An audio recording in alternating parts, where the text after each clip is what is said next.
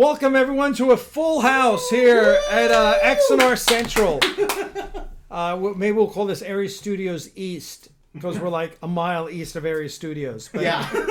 Welcome everybody. Let me introduce around here. Here we have Jonathan Lane, executive producer of Interlude, the Axanar Fan Film. Then we have Ray Myers over. Yeah, that guy. And then Ray Myers, a donor extraordinaire. And then behind him, Steven. Steven is Axanar super fan. Woohoo! Over here's Trey. Trey's over that way. Remember, everything's reverse, boss. Trey. And then Karen Shuey. There you go. Karen, wave. Karen Shuey's our seamstress. She was our seamstress on the Axanar shoot 2 weeks ago, and she is the seamstress for Interlude as well. Basically, Jonathan is stealing all of our people. Thank God for that, to make Interlude. Yeah. So, hello everyone out there. Hope you're all doing well. So this is a first for us. This is six. What do we have? 6 people broadcasting right now. So thank you very much. Hello to everyone out there. Let's see what we got. Mark Lawrence, my good super donor from LA. You are the man, Mark. We love you and miss you. Mark was literally packing perks in the Prelude to Axanar Kickstarter perk packing party back in 2014. He's awesome. We love you, Mark. And Fernando, you are here. Hello, you look marvelous.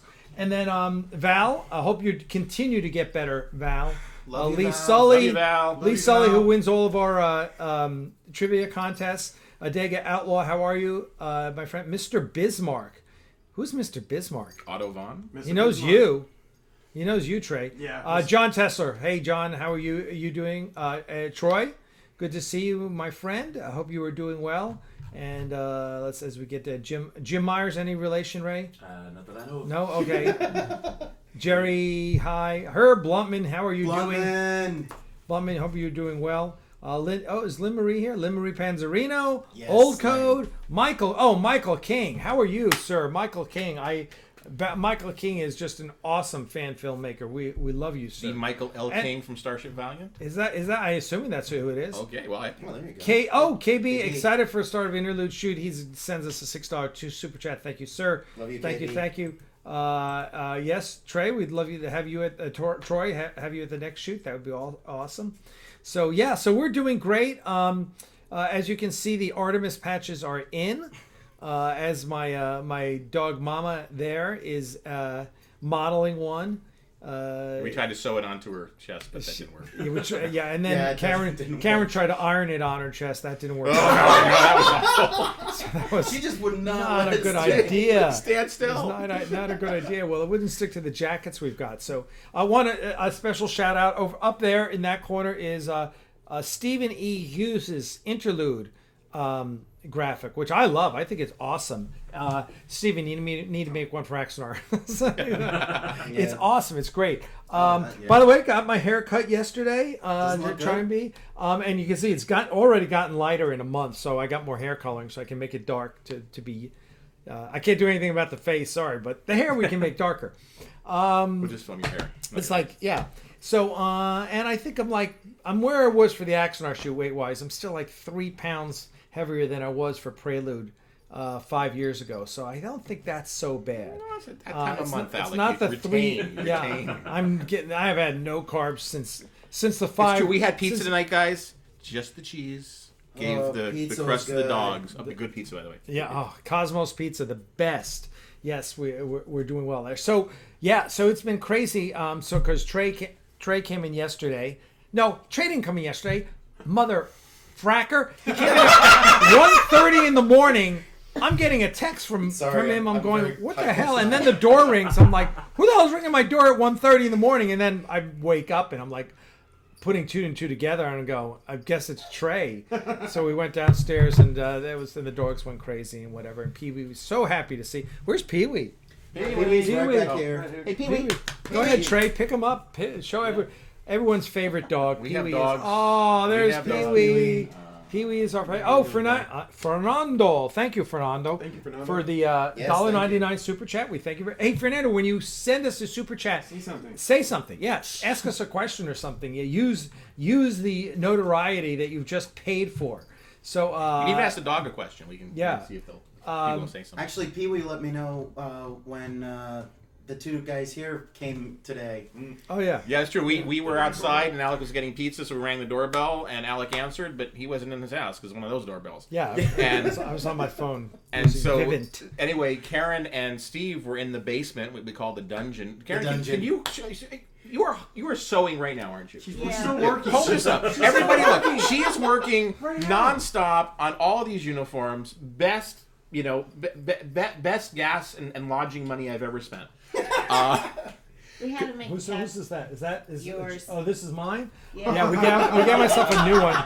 We got myself a new one because the one from the shoot last month, the sleeves were too short. There wasn't a V-neck; it was a crew. I don't know what happened.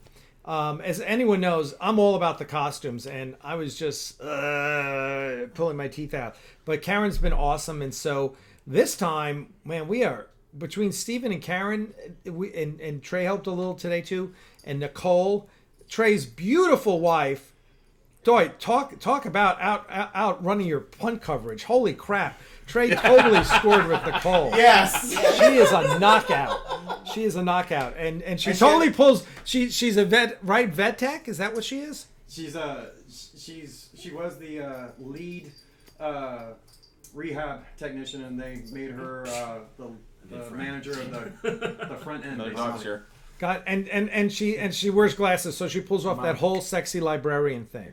Right? She's right? He knows. She's excited to outrank and she's him. Just awesome. She's sweetest lady. So wonderful. And Pee-wee just loves everybody. You can see Pee-wee. Trey, when Trey stayed here last month, he stayed in Pee-wee's room, which is Crystal's office.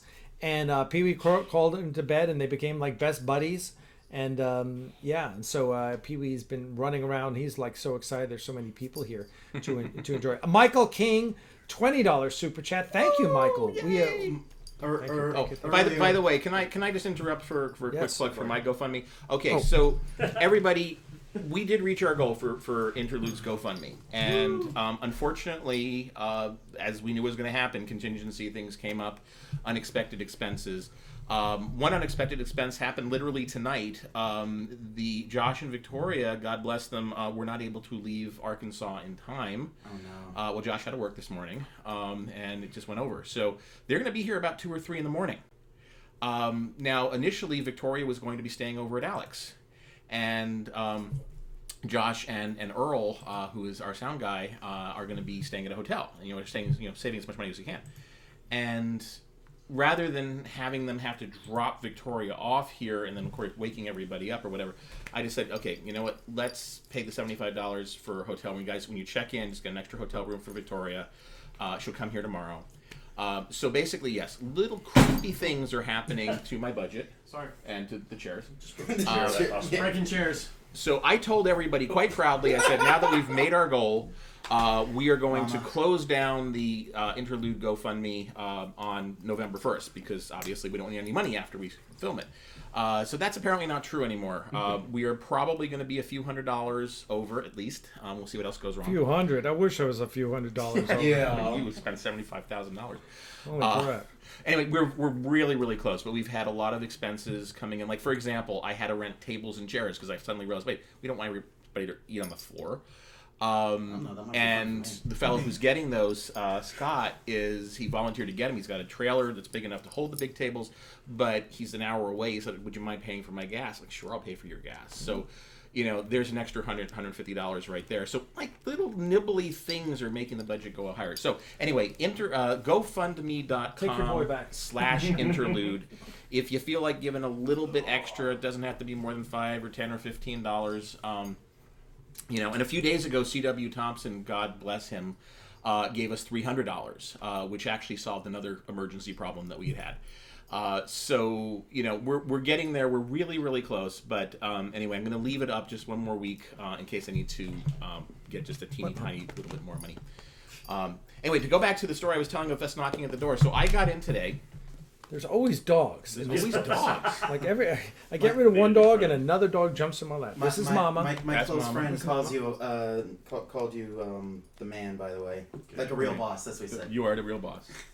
This weekend I'm the real boss. Actually, and- this weekend I'm not the real boss. Josh and Victoria And are the then- real boss. Oh yeah. And there's Paul Sturm von Alk is Paul Osborne, one of our. I'm sorry, he's not security. Paul is our what was that? The senior parking consultant, because we can't call him security because he works in security, like for the federal government. Was Paul the fellow who was supposed to get in touch with me? And Yeah, Paul, are you coming this weekend? Because he didn't hear from you. I mean, So- you are welcome to show up and help if you'd like. I think I've got one or two more mouths on my. Yeah, Paul, come on out. We'd love to see My you, man. caterer is budgeted for 30 people. I think we're at 28. And bring Lauren so she can do BTS. And there's 30. Yeah. Uh, So anyway, contact me. Contact me. I'll talk to Jonathan. All right. Paul? yeah, I mean, basically you've got until tomorrow morning. But anyway, so I just want to let you guys know. So I arrived in at the airport at 5:30, and Ray over here, I'm doing it too. He's one of my biggest donors. He's the guy getting his name on the coffee mug, on the coffee cup. Misspelled. Misspelled. How do you misspell Ray? I don't know how. R-E-Y. R-E-Y. There we go. Well, I'm used to R-A-Y. I mean, I get it from the comics. So anyway, my biggest donor is actually driving from Lawrenceville back to Atlanta through traffic to pick me up at the airport and then drive me back. So, I mean, Interlude, like Axanar, it's all about the love. I mean, it's seriously, there's so much joy and happiness in everybody, and they just want to help, which is amazing. Couldn't do it without it. As opposed to certain other people who spend all their time hating. You either choose love or you choose hate. You choose love. I listen. The haters add so much amusement in my life. They really do. I am constantly amazed that people are so stupid that they can hate on something. So After 4 years. here's the deal. So I happen to pull this book out today. How Successful People Think. And I think someone gave this book to me, or no, I think I bought it at Barnes and Noble. Right? It's like, I always love stuff like this. Anthony Robbins, Napoleon Hill, whoever it is. You buy these things and you read them, and it's always worth it. Anyway, so I said, you know what I'm going to do this week? I'm going to look in this book and I'm going to read the chapter on why it's smart to spend all your time on social media hating unsuccessful people. I said that maybe I can understand why they're doing it. So I spent like 5 minutes looking through this, and I couldn't find the chapter on haters hating. You know why? Because no fucking people who are successful hate on anything. You idiots. You are such freaking morons. I do not know one successful person who spends any time hating on anything. Donald Trump. I mean, even Yes. except Donald Trump. He's the president. No, Yes. I can't. I'm sorry. Look, because we agree. There is no politics in Axanar. No politics in Axanar, right? Okay, let's get away from that. Anyway, there's nothing in this book about hating. You know why? There's nothing in any book about being successful on hating. You know why? Because you cannot be successful and spend your time hating on anything. So the satisfaction I get is knowing all these haters who spread all these lies and all this bullshit about me and about Axanar and everything. They're never going to be successful. I mean, I looked at one of the guy's profiles today to get some insight. I was like, well, okay, I understand why you're hating on me because your life sucks. I mean, so anyway, look, I just got to tell you though, and you don't have to read this book. Pick up Anthony Robbins because I'm sure he doesn't have anything about hate in his books. Or Dennis Waitley, another guy. Actually, Maya Angelou, I didn't say anything about hate. Maya Angelou, yeah. I mean, here's the deal, people. You can't go wrong with love. You can't go wrong with love. You know, and that's not necessarily what Jesus said or Muhammad or any of them, but I'm sure that it's basically what they're saying, right? It's love thy neighbor, right? Love thy neighbor.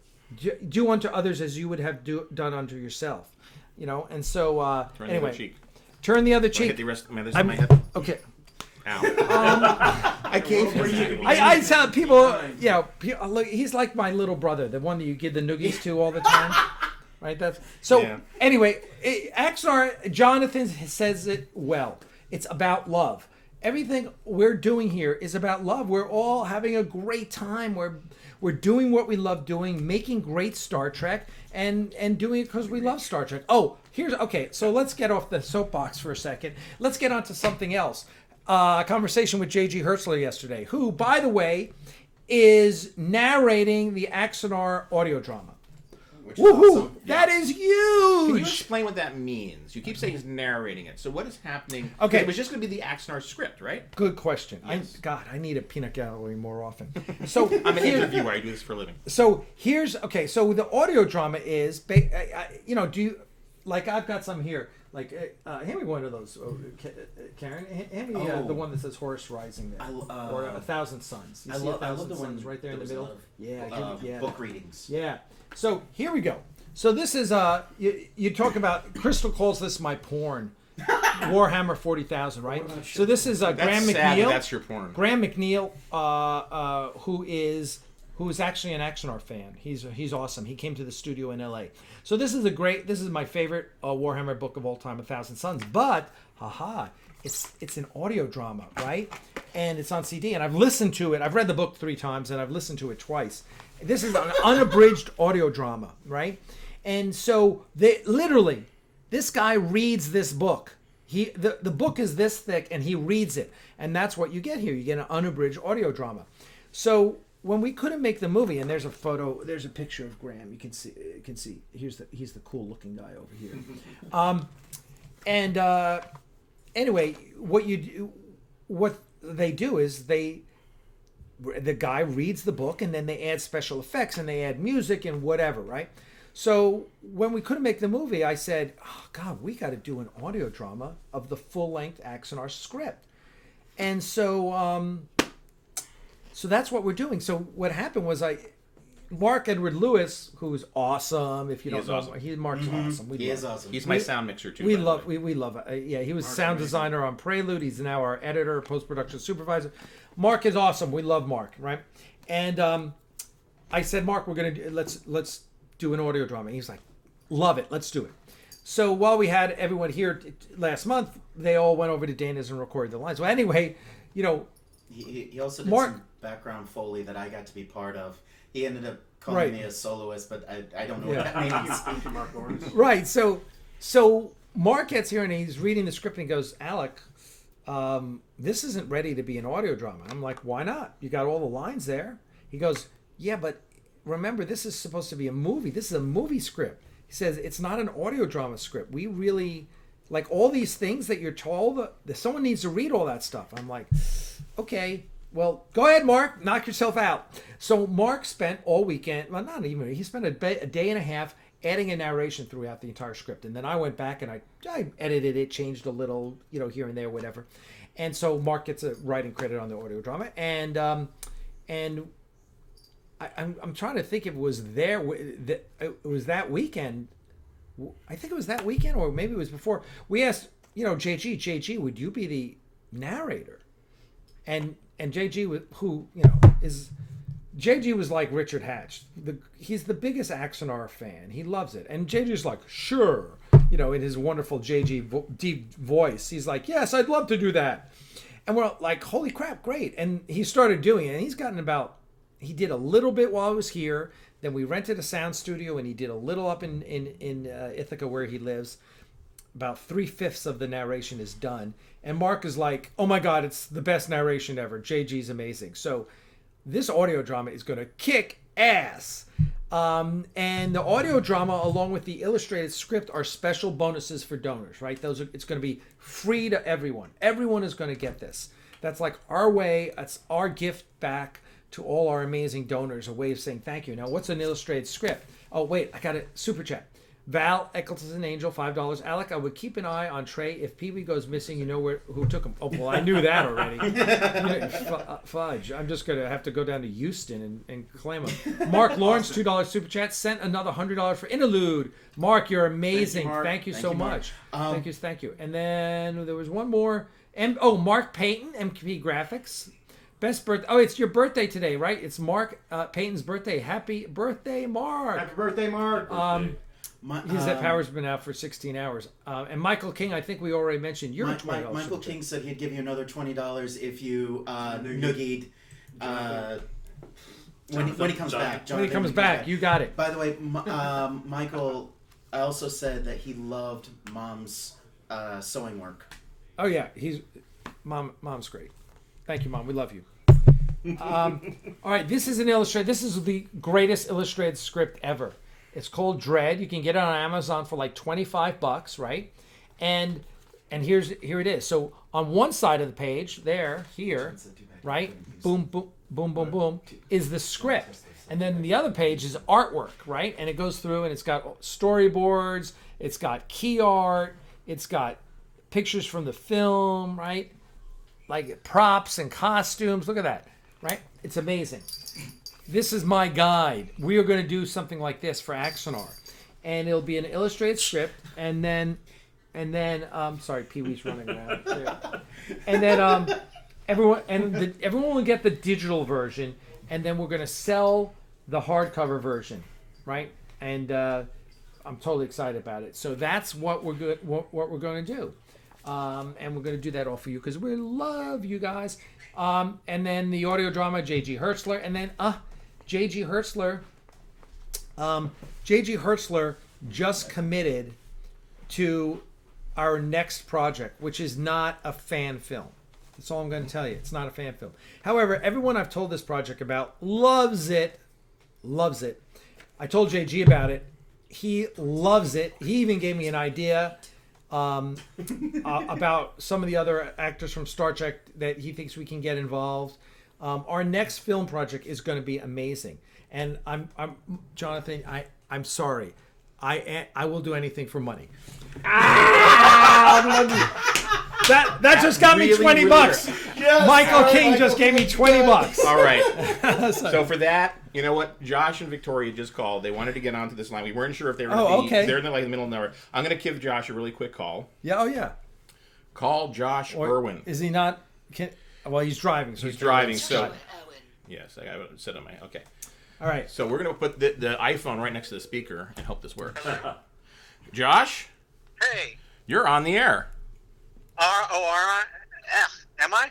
Yeah. Can you hear him out of the... Yeah, I can hear you. Do we need a little more volume? I can hear you. Okay, cool. Good, Josh. How you doing? Where are you right now? We're in Mississippi. Mississippi. We got started a little later on our journey than we wanted to, and then we stopped and ate dinner for a while, so we're kind of taking our time. Yeah, we have a 9 a.m. call, right? Hey, man, it's all good to me. I mean, the last movie that I worked on, I showed up at 3 in the morning, and I was on set at 9 a.m. too. So. All right. Sounds good. Mississippi, I don't know how. You still have all of Alabama to get through. Yeah. How many hours away are you? Probably 4 or 5 at the very least. I mean, it seems like the stretch. I've made this drive a couple of times, so it seems like the stretch from. Once you get out of Arkansas and then you make it into Georgia, that's actually kind of the shortest leg of the trip, believe it or not, because you just pass through state after state after state. It's like Arkansas, getting through Arkansas itself is like the longest leg of the trip. That's like, is like 5 hours just for that. So we left at something like 1 p.m. Now, is Victoria with you? She is with me, but she is not in the car at the moment. We stopped to hit a gas station real quick. Gotcha. Okay. Well, good. Well, please drive safely. Have plenty of caffeine. Yes. Yeah. We're caffeined up at the moment. And we might as well have done cocaine because we're all pretty jittery. No, don't do cocaine. There are enough stories about Alec doing it. And of course, Alec's never done cocaine in his life. But anyway. Okay. I've never even been in the presence of cocaine. I've never been in the presence of cocaine. Like, yeah, I know. So one of our haters wants to say that I blew the donor money on cocaine, which is humorous. The opposite of blowing, I suppose. Well, I mean, if you're going to blow the donor money on cocaine, you might as well throw in some Snickers bars while you're at it. Yeah, exactly. Unless you're snorting patches. Oh, we have plenty of Snickers bars here. Tomorrow I'm going to bring all the candy that we didn't give out to the studio. The trick-or-treaters? Yeah, so you'll have plenty of sugar to keep you going tomorrow, Josh. Yeah. I'll need it. So Josh, before we let you go, or to vamp until Victoria comes back in case she wants to say something, you just released a fan film of your own yesterday, didn't you? Yes, we did, and we're very, very happy with it, and we're very, very happy with the results of it. I mean, so far, just segment 1 of Demons has, in its first day, it pulled 5 times the view count that Ghost Ship pulled on its first day. That's impressive. And then today we doubled up on that number. So we're close to. I mean, if you look at like YouTube, like you look at the video, and then you look at the live analytics on your own channel, what it displays is a little behind. So the last time I checked it, it was somewhere around 6,000 views being displayed. It's actually closer to 8,000 on the live analytics. So, in basically 2 days, we've pulled nearly 8,000 views, whereas with Ghost Ship, it took nearly 2 weeks to pull that. So it's and the response has been overwhelmingly positive. I mean, you get a deal where, for some reason, I'm convinced there's no way to avoid it. There are always going to be people that are going to just post negative and hateful comments because I guess they have nothing better to do. But, it's been more like a 97% positive versus the 2 or 3% negative. And that's fine. I mean, one of the most interesting points of feedback is people have been saying that, Captain Ramirez, he seems kind of weak. And it's like, well, Captain Ramirez, you haven't watched the whole story yet. He's going through a bit of a journey. We're so spoiled on Captain Kirk and his confidence and his boldness, and same with someone like, Captain Garth. Captain Ramirez was somebody who he didn't want to be in command. He was thinking about leaving Starfleet altogether, and he was put in this situation where his friend dies, and now he's got to assume command of the ship. And part of this story is that Ramirez is going to have to fight through the emotions that he's feeling over the loss of Captain Mason, of being thrust back into the captaincy. He's going to have to find a way to get his act together and get them out of this tricky situation that they're going to find themselves in segment 2. We're trying a little bit of an experiment here to see if maybe it's more productive for people, or they maybe they get a better effect, or more people watch, or whatever, if we space it out. One thing that I noticed on YouTube is you post a segment 1 and then you post a segment 2, and even if you post them the same time, segment 2 pulls like literally half the views of segment 1. Yeah, what is that? And that has something to do with the algorithm. And my experiment here is, what if you make the end of the first segment a cliffhanger, and then let it hang for a week. Maybe more people will come back and watch segment 2 after that. So we're seeing how that works out. Segment 2 is going to be a little bit different. It's not going to be it's going to be action-packed, but it's not going to be as action-packed as segment 1. It's going to be more of a character piece and a piece where these characters have to think and use their minds to get out of the situation they're in, rather than it just being a constant battle, which one of the things that I didn't like about Ghost Ship was I thought it started off too slow. So with Demons, we tried to start it off with action and get right into it.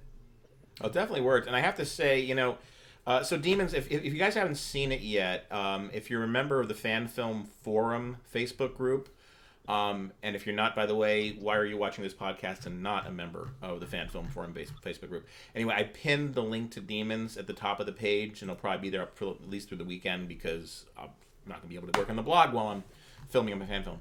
But anyway, it's really it's a really well done piece. Josh and Victoria are both, they're professional directors in real life. They know how to frame a scene. They know how to light a scene.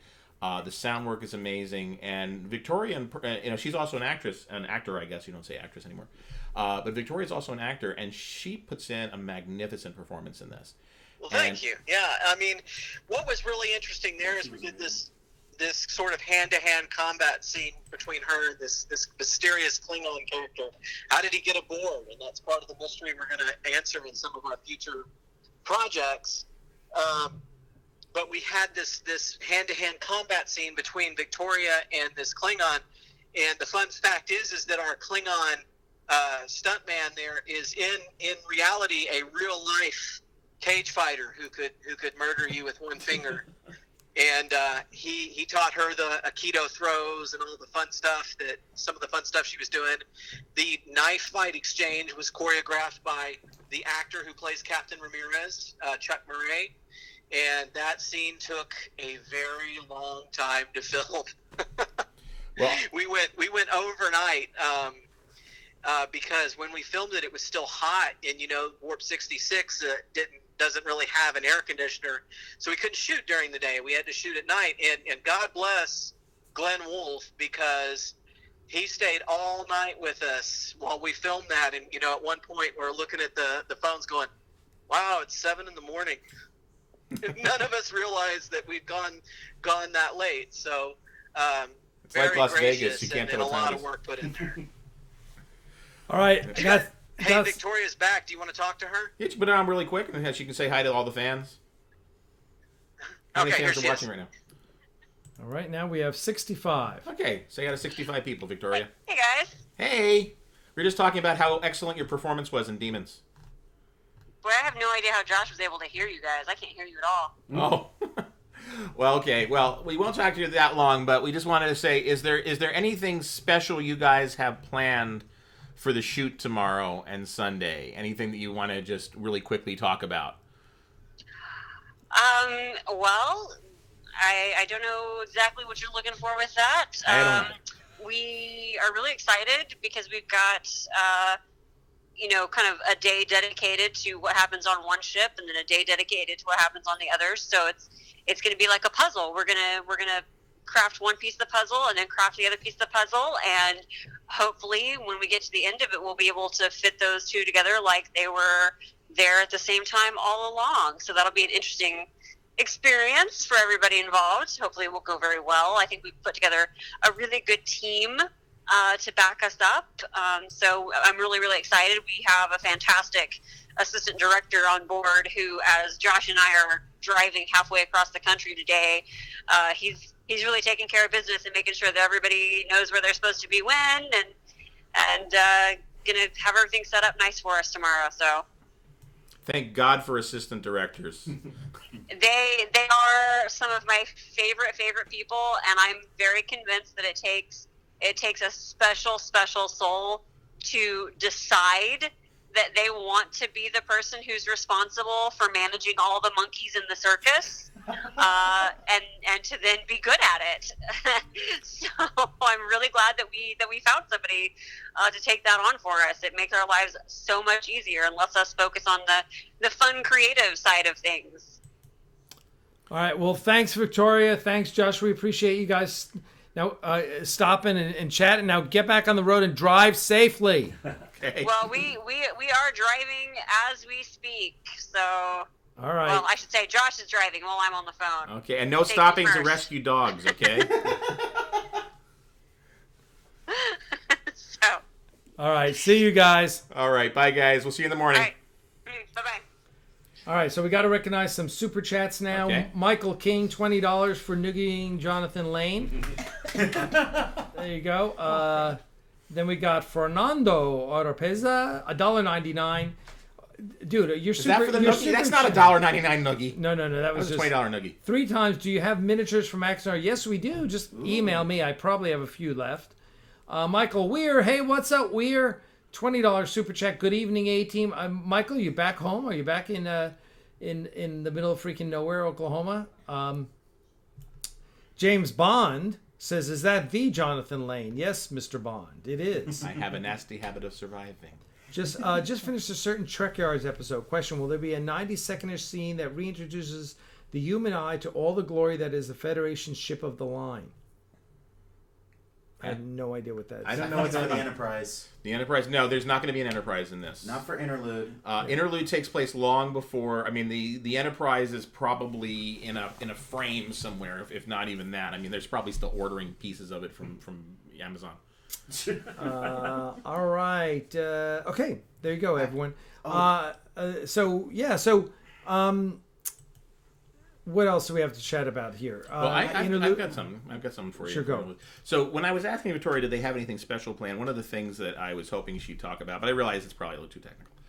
But one of the challenges that Josh and Victoria are going to have is you've got two different starship bridges, and we're going back and forth between them.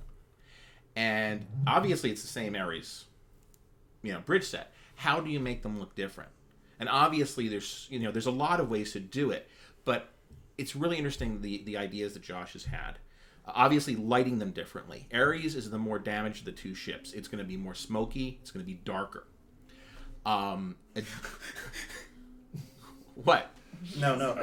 Oh. Okay, Kevin Moore, the Federation orders starship materials from Amazon. Yes. Doesn't everybody? Everybody's. And it's a future. Sorry, Amazon's still around. when I read that, it was funny. So there's that. One of them is going to have a more stable camera movement, and the other one's going to be probably a shaky cam. Also, and this was really cool, and Josh mentioned this, is he's going to film you on the Ares entirely from the Kirk left side. So it's going to be that typical shot of having the turbo lift and engineering and maybe going, to communications or whatever. But it's going to be filmed from that side of Garth. Whereas Artemis with Jaconde, it's going to be opposite. They're being filming towards the science station. So you won't see the turbo lift behind them. So everything's going to be that half of the bridge. And you might have remembered the Ultimate Computer. That's actually what they did with Bob Wesley. They filmed him from the other direction also to make that, Enterprise Lexington thing look different. Very subtle thing.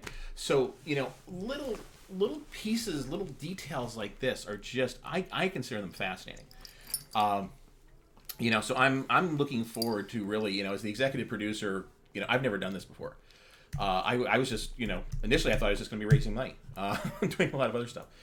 But I am so fascinated to watch this process, to just sort of see what these guys who are such excellent filmmakers, and if you watch Demons, you'll see how excellent they are, how they handle it. Good. And anyway, Pee-wee's getting a little bit of love. Anyway, I will now turn the microphone back to Alec and Pee-wee. All right. Yeah, so Michael Weir sent us a $20 super chat. Want to know who the little puppy was.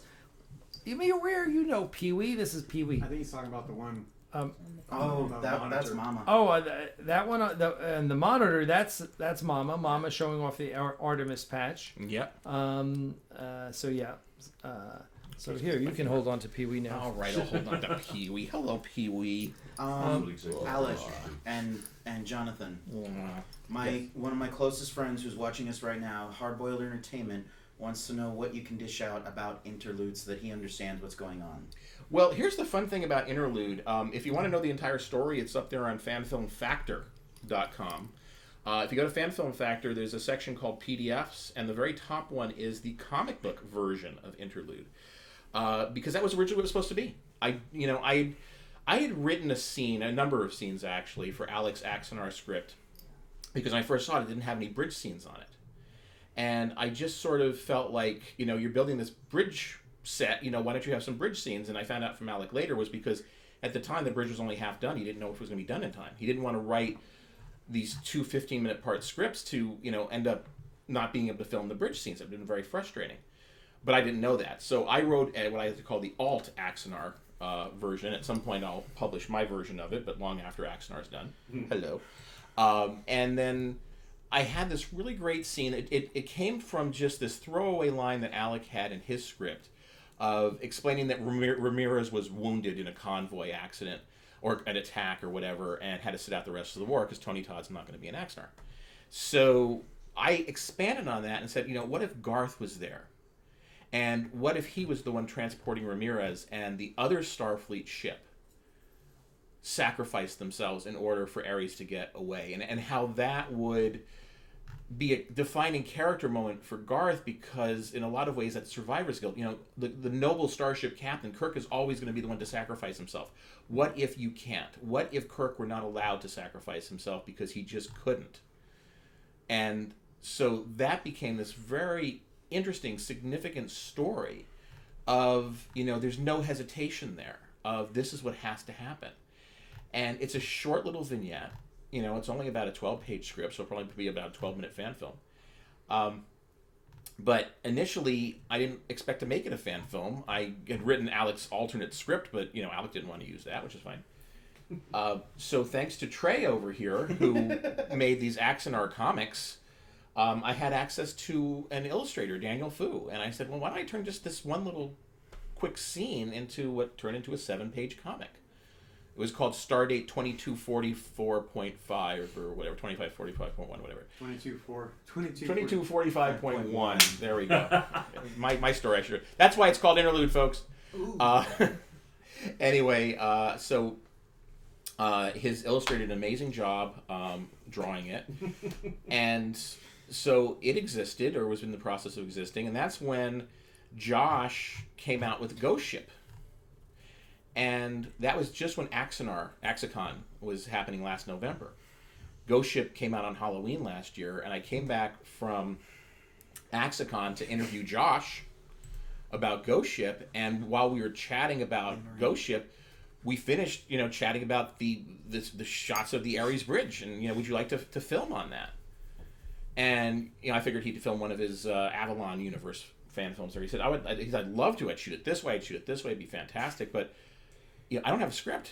Without a script, I really don't have a reason to shoot there. And I said, what if you had a script? And we turned the comic book, which had originally been a script, back into a script, and that became Interlude. And now we are going to be filming Interlude this weekend. This is the first of 3 shoots. The second shoot is going to be happening at the end of November, and it's just green screen, and Alec is going to be driving to Arkansas for this. Right, Alec? Stephen Jepson is going to be driving to Arkansas from neighboring Missouri. He is going to be doing a quick scene as Admiral Slater. Garth, Alec is going to be the older Garth in the interview format.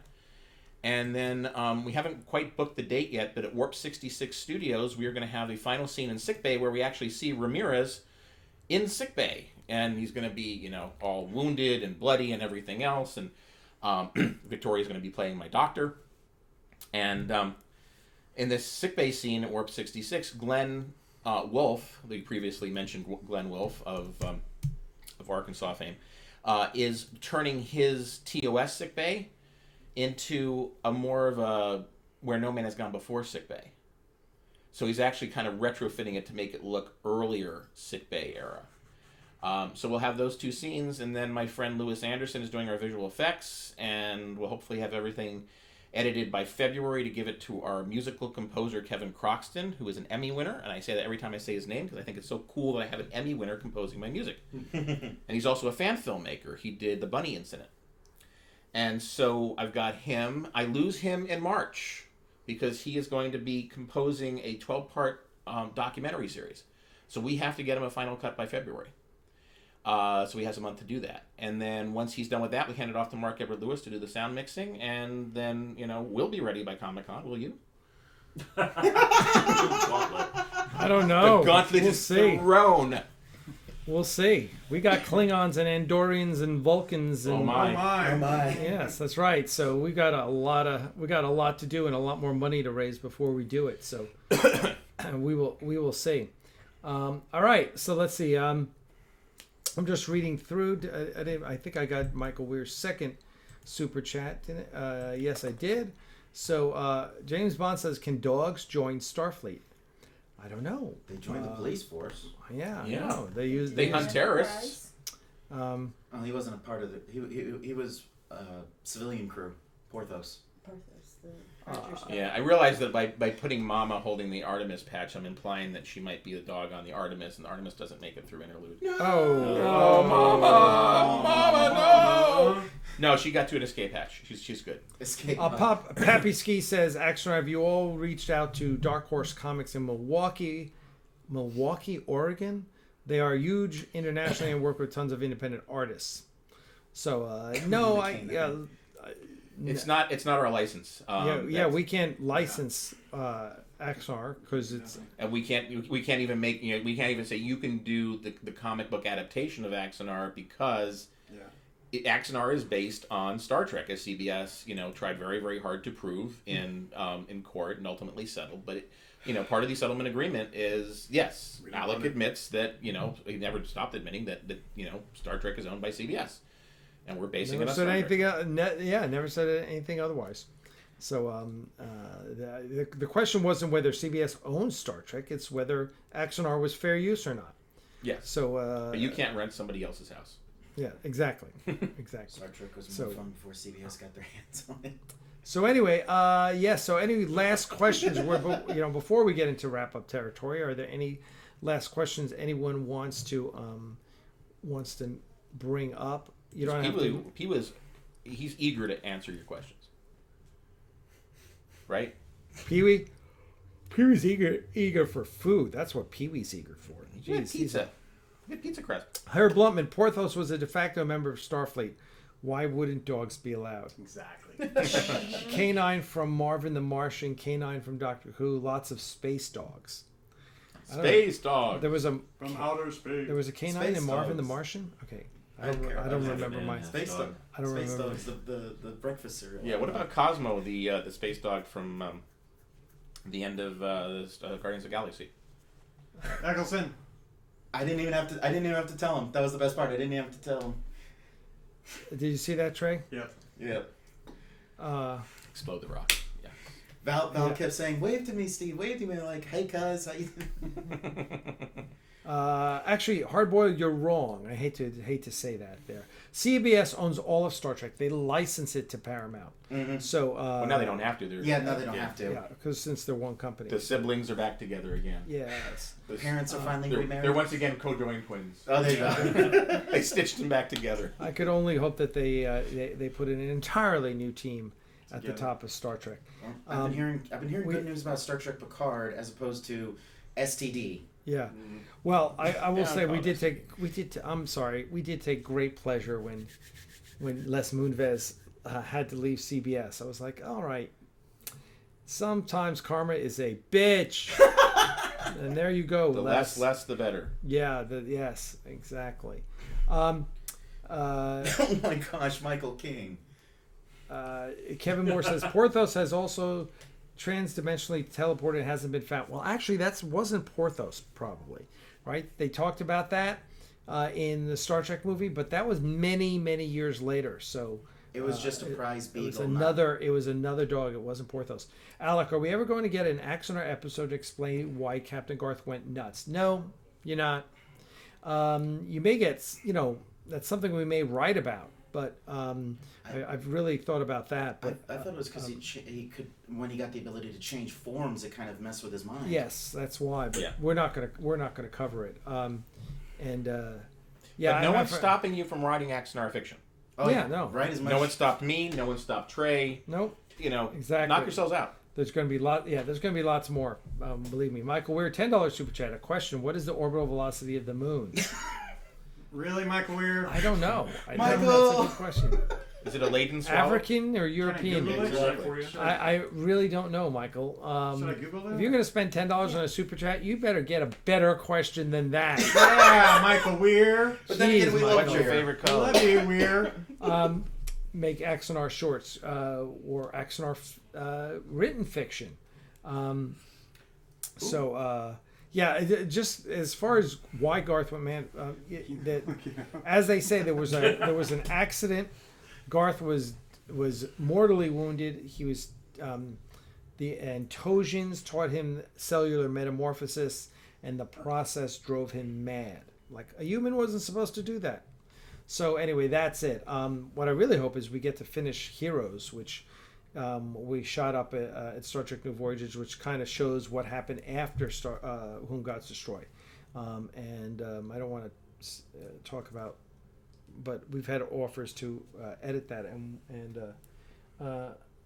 On the average, the distance to the moon is about 385,000 kilometers or 239,000 miles from Earth's center, which corresponds to about 60 Earth radii, with a mean orbital velocity of 1.022 kilometers per second, or 0.635 miles per second. The moon covers a distance approximately its diameter, or about half a degree of the celestial sphere each hour. There you go, Michael Weir. You didn't need to spend $10 on that. You could have Googled it yourself. You lazy guy. Jeez. Oh my God. We love you, Michael Weir. My laugh is too loud. I'm sorry, guys. Yes. It's okay, you're forgetting. Let's see. We got. That's coming from a technology. Besides that, it's in the JJ verse when the Narada didn't attack Kelvin in the prime timeline. Long story short, Porthos is okay. Yes, Porthos is fine. Yeah, he was talking about the beagle dog that got transported and all that. Would you ever make a story about the origin of the Kobayashi Maru? No, because I think they wrote a book about that, didn't they? Yeah, Yep, it was Archer and the captain from Hernandez, Erica Hernandez. They ended up running into it From the Columbia. for the Columbia. Yeah. Yeah, which was they also did that series Destiny, which was like what happened to the Columbia when it disappeared and the origins of the Borg. It was actually a good series. I think that was Peter David. Was that Peter Could've David? Yeah.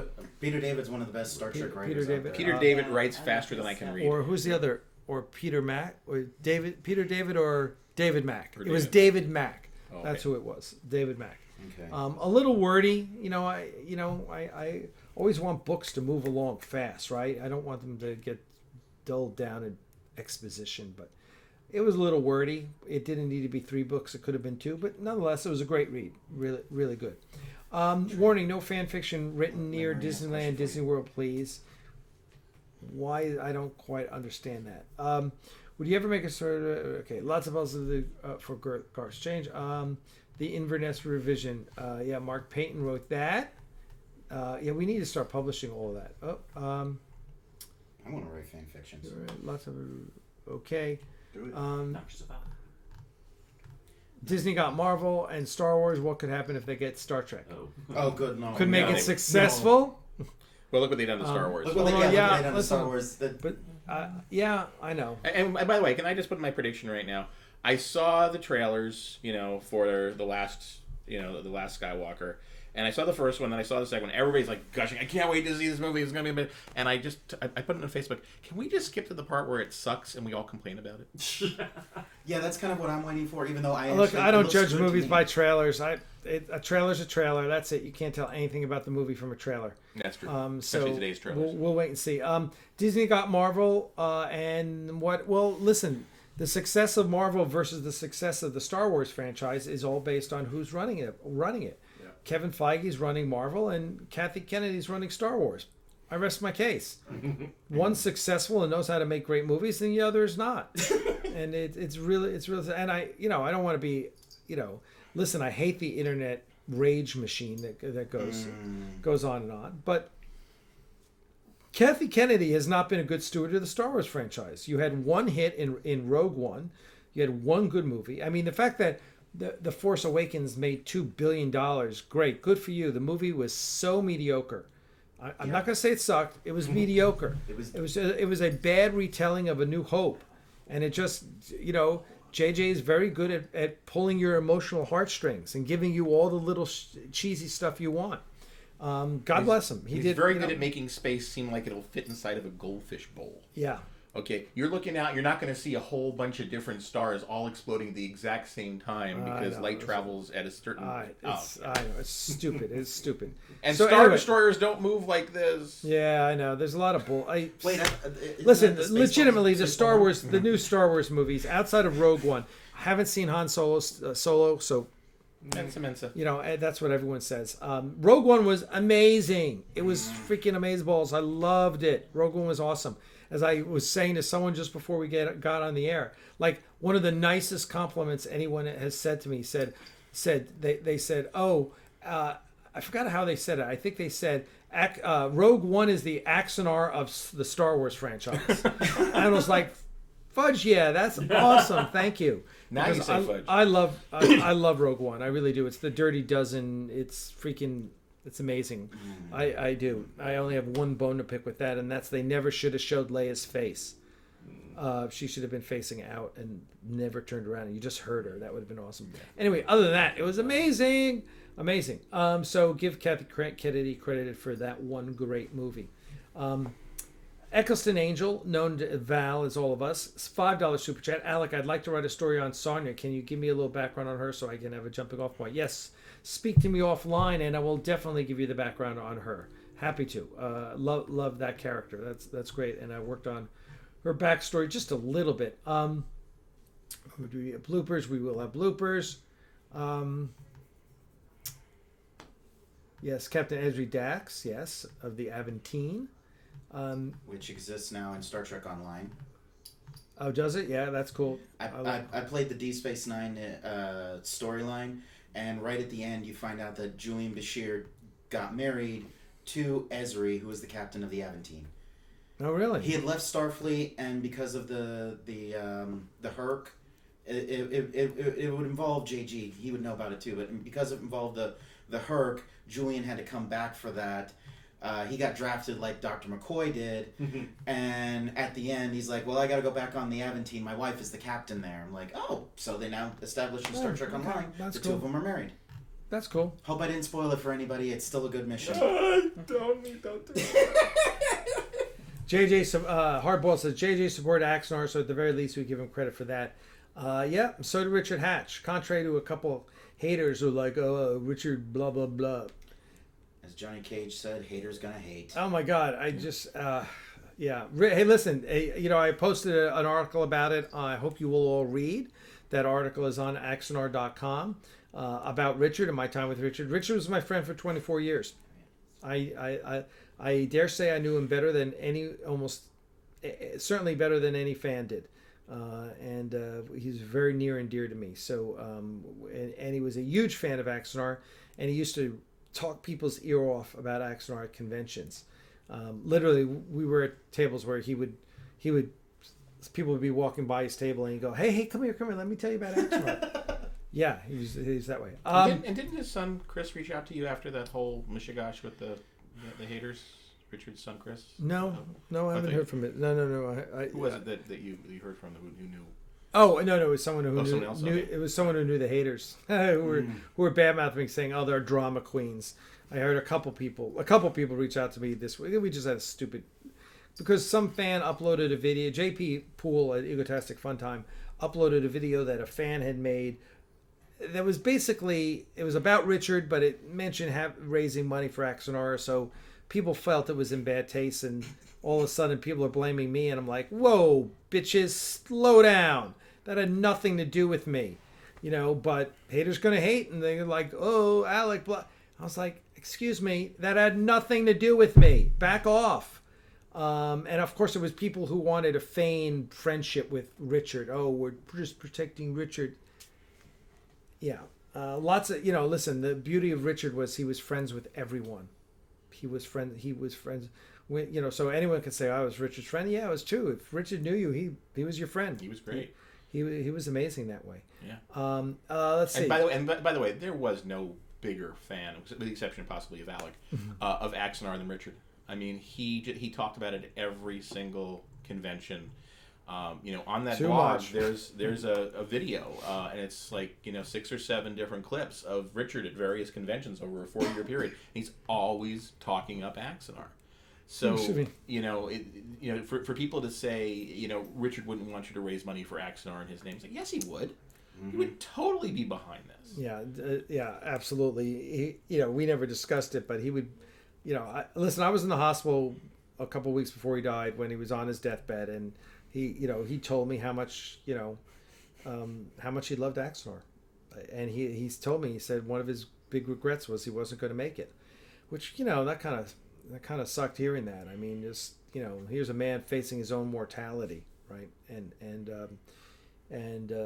he just loved that character so much.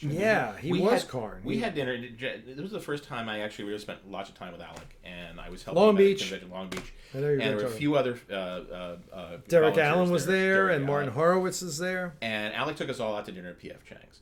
And Richard he was eating, because he knew we were Trekkies, and he was eating up Klingon lore. We were talking about Martok as the working class Klingon versus, the higher class, what kind of a Klingon is Karn more of a down from the below Klingon, or is he more of a noble Klingon like Gorkon?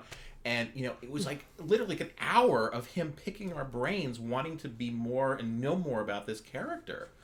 And I mean that was like one of the coolest dinners I've ever had. And then when you watch him on Prelude to Axanar, he's got such a noble strength about him. But he's also kind of got. What's funny is you're talking about working class versus nobility. He's got the working strength, but yet you can still see him working with his hands as just a common man. So it's like he keeps them at the same level as opposed to, oh, I'm nobility, but he's also like, I can get right down and dirty with you if you need me to. Yeah, listen, Richard and I built that character together. I mean, I remember this first conversation we had after I, as the story goes, I took him out to Midori Sushi on Ventura Boulevard and plied him with sake and sushi, and he agreed. He was like, I'd love to do that. And then our first meeting after that was at Aroma Cafe in Studio City, which is like the big hangout for industry folk in the valley. And he was like, Alec, there's like 4 lines in the script for Karn. I was like, I know, don't worry. You and I are going to write it together. And so we started talking about what Karn was going to be like. And I told him, look, my inspiration for Karn is a cross between Kang in Day of the Dove and Katsumoto in The Last Samurai. And that was like music to his ears because Richard loved The Last Samurai. He was like, oh, I get it. He just ate that up. And so that's it. And then we kind of worked on the character, and as I was writing lines for Prelude to Axanar. I mean, didn't even have Prelude to Axanar at this time. It was all about the main script. So yeah, so it all kind of evolved, and then we came with this character of Moreau, which is kind of his mentor, Karn's mentor. And when Richard passed, Moreau kind of came to the forefront, and I've invested a lot of energy in that character and the relationship between him and Karn and him and Chang. So anyway, listen, we could go on all night. It's getting late, and we all need to get to bed because we're shooting tomorrow. You're shooting tomorrow. Thank God I don't have to shoot tomorrow. So really quick. So I told Alex that we got to get there by like 8:30 to be able to let the caterers in. And he said, "Hey, I don't have to get there 8:30. I'm just gonna give you the keys. You go open up the studio." Trey's got the keys. All right. Yeah. So, Ares Studios has been given to us. It's like Kirk leaves the ship, Spock's in command. I'm not even Spock. I'm Scotty. Like I'm like Spock's cousin. No. Oh. I'm Spocko. Or Now that's a Star Trek. No, yeah. He's the time they left Sulu in command, and shit happened. All right. Before we leave, just a couple last thoughts. People are talking about Richard. Richard had class and knew class people. I think he knew the Axanar people had it too. Thank you, James Burns Fisher. We appreciate that. Speaking of clans, will we hear young Chang quote Shakespeare? No, but Shakespeare plays. I mean, it's kind of funny. I'm not going to tell you. Tom was played so well. His quiet nature said a lot about his character. A Klingon that got respect without the aggression showed that nobody wanted to see Karn very aggressive. Yeah. It's interesting. People are very divided. Some, they're fans. Most fans, I think, love Karn, but I get a few fans now and then are like, oh, it's not very Klingon, and I'm like, really? What Klingons you been watching? I thought he was. Not very Klingon. You watch Kang and Day of the Dove. Just watch him and tell me that he's like any other Klingon, right? He's not. And every Klingon in the original series is different. And every general in the U.S. Army is different. Yeah. Yeah. It's just everyone's different. Everyone is not a space Viking. Every captain is different, too. Yeah. Speaking of clowns, we saw that. Let me get to the end here. Love you, Axanar Fan. Silver Bullet says, tonight, old Jonathan, good luck this weekend with Interlude. Silver Bullet sitting right behind him. Let's see. Pray for us. Keep your fingers crossed. Whatever you can do. Alec would email to ask about the Axanar miniatures. My email, as always, is I'm going to put it in the notes here. If I can spell right. Oh yeah, there we go. Here you go. There's my email. Yeah, all welcome to email me. And yes, and if you haven't gone to Ares Digital, you need to go to Ares Digital. And I can't tell you why you need to go to Ares Digital. I'm just going to tell you need to go to Ares Digital. Now, I could tell them. Well, no, I can't tell them on your podcast. No, you can't tell them on this podcast. Okay, I'll be quiet. Even though, so no more nuggies. Yes. So no, be good. But I will say that if you go to the website, Aries Digital is like the first link now on the nav bar. Thanks to Lee Quessenberry, our amazing web designer extraordinaire. And we love Lee. He's awesome. So thank you very much, Lee. So yes, you can go to Aries Digital, and I'm going to put that in the notes here because everyone needs to update their information. So you can go there, or you can go there, or you can go there. But the point is, go there. And by the way, while we cannot talk about why Aries Digital, why you're going to go there, I would like to mention, just as a side, unrelated note, that the Patreon for Aries Studios has reached a brand new record high. Yeah, we can definitely give you that one. Yeah. So whereas a crowdfunder is let's see, is this make sure this updates. Yeah, and by the way, this is after the first of the month where everything dips. And don't believe anything Carlos Pedraza tells you, because the dip actually is for people whose like credit card ends up not going through. It's not because they've suddenly changed their mind. And I know this because my credit card didn't go through. Earlier tonight, that's because the nice folks at Citibank decided to change my credit card without me asking to do so, because apparently I'm now part of this elite thing, which means nothing. But I have to change all of my auto renews things, which I've done about 12 or 13 so far, and I forgot the Patreon, so I did that tonight. So add an extra $5 a month to whatever number that is, because that'll be mine tomorrow. There you go. So yeah, we're doing well, and if you want to, and let's see, if you want to give to the Patreon, here's the number, because we can advertise for the Patreon. Boop, and there's the Patreon link. So to go there. And what is a Patreon? A Patreon is where you give a few bucks a month. You give $5 a month. You get $10 a month and support the studio. And then we give exclusive things. We release videos there first. We give you behind the scenes art we don't give anywhere else. We'll have special podcasts, live streams once a month. So so go to Patreon and donate there. Give us $5 a month and support the studio. It's really cool. We got special patches too, with the Aries Studio patch and the USS Aries Bridge Construction Team patch, which you can get. We are about to be putting up a web store for Aries Studios. So yes, Michael Weir is our admiral at $100 a month. He's awesome. Woo. We love you. So there you go. So go there again. So thank you very much for going there. And everyone, listen, please have a happy and safe weekend. Be good. Let me just one more time remind you to go there. And one more time to also remind you, as long as you're telling people where to go there. Remember GoFundMe.com/Interlude. If you wanted to give me a few more bucks. I won't start begging and pleading until next week when I discover exactly how much we've gone over budget. It shouldn't be too much. Well, I know how much we went over budget. We still haven't made it up. But right now, I can't even tell you about the Axanar crowdfunder and what that is at. But we hit a couple milestones the past couple days. So stay tuned. That's the other thing. Everyone needs to be on our newsletter. So you should all be on our newsletter. If you're not getting our practically daily news emails right now, it's like every other day we send out an email. But we're also shipping out perks as well, which is really important. But and they really are shipping out the perks. I was downstairs in the dungeon, otherwise known as the sewing machine basement, and I'll take a picture of it for you guys. There's boxes and boxes of wrapped patches again. I thought you spent out all this. And Trey was dealing with it today. And I thought everything had been fulfilled from your Kickstarters and your Indiegogos. So what is downstairs? Why is there still a box full of patches and envelopes? Right, because although all the patches have been sent out for the Kickstarter and the Indiegogo, the Indiegogo had a $100 level. It was the ultimate patch collector and collection, and it was 11 different patches. And we have 356, I think, people who bought that. So literally, we need 356 envelopes have to go out, each with 11 patches in it. So if you were one of those donors, I will tell you that we are working on it. They just packed. Trey and his wife Nicole.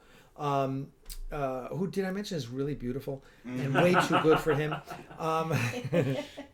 Like Crystal is for me. Let's face it. Yeah, totally. We both overachieved, right? Right. Both overachieved. But anyway, he just packed. He and Nicole packed 100 of those envelopes today, and there will be they will be packing more of them. So we will Not get giving away perks for Interlude was the best decision I ever made. Oh my God! Well, also in our new crowdfunder, which I can't mention, but you can find out about it if you're on our newsletter, and there's the link for the newsletter. If you're on our newsletter, you find about our crowdfunder. And what we did this time was we're not giving away specific perks. We're like, look, this is just too much. What we're going to do is just say everyone's got tokens towards a store that at some point we're going to open up. We're going to populate it with stuff, whatever we have, whatever we think works, and people are going to literally have basically like you have a gift card. Oh, I got you, and you're going to redeem that gift card, and then we will ship everything out, and it'll just be a lot easier because then it'll all be in a store. Then we pack, pull, and ship, and so much easier. But yes, you were smart for $20,000. Now I've got to pack. One of the reasons I didn't do perks is that CBS says you can't do perks. I'm following those guidelines. CBS said you can do perks. You can't do perks related to your fan film. More specifically, they said you cannot. You if you want to give out perks, they actually do tell you can give out licensed Star Trek merchandise. Yes, but I'm not going to be buying a $30 phaser for a $40 investment. It's not. Now, interestingly enough, just to make the argument, the way that guideline reads is you cannot give away unlicensed Star Trek or fan film merchandise. Unlicensed Star Trek or fan film related merchandise. So meaning you can't give away unlicensed fan film related merchandise. Well, who licenses the fan films? The fan film licenses its own IP. So technically you can, but that's another story.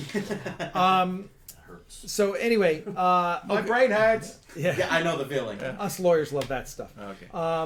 Let's see. Last licks here. Herb says that he does look like he'd take Pee Wee home if he could. Oh, he would.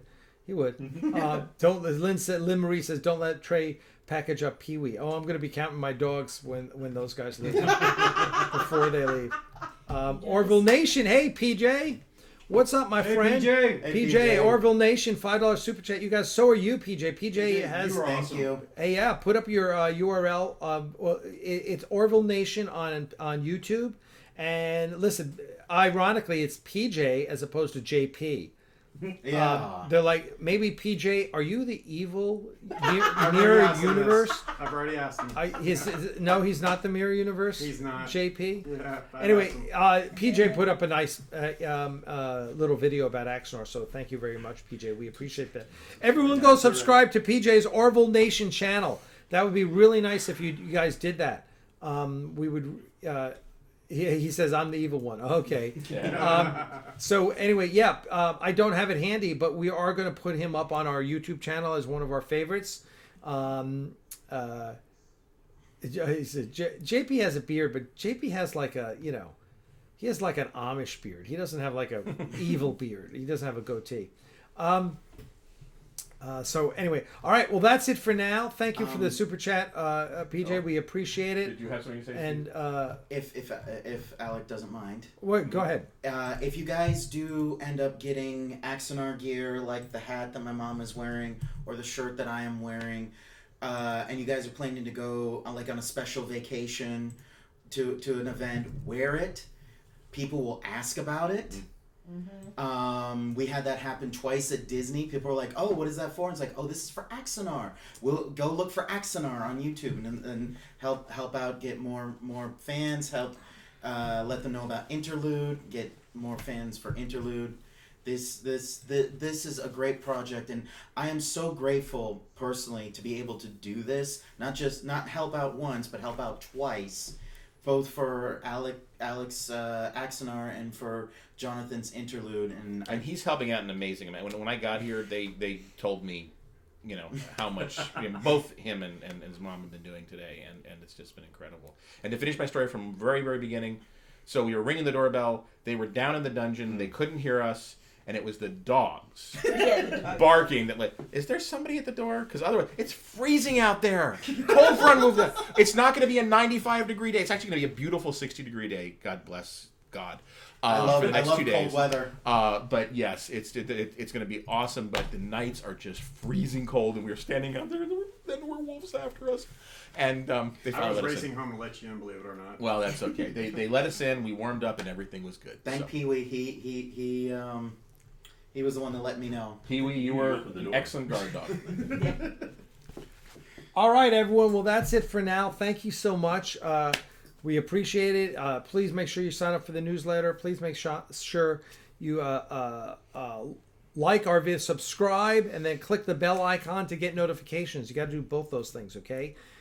Subscribe to our YouTube channel, and then click the bell icon. It's like I always tell you on my channel, guys. Yep, exactly. And make sure look on our channel. You'll see our favorites, which include JP. They should include Axanar comments. Make sure Trey, make sure I put that on tonight. That I have you on there, and PJ, you as well. We'll get you up there as well, so people know that you guys are channels that we love. Egotastic Fun Time is up there, of course. Oh yeah.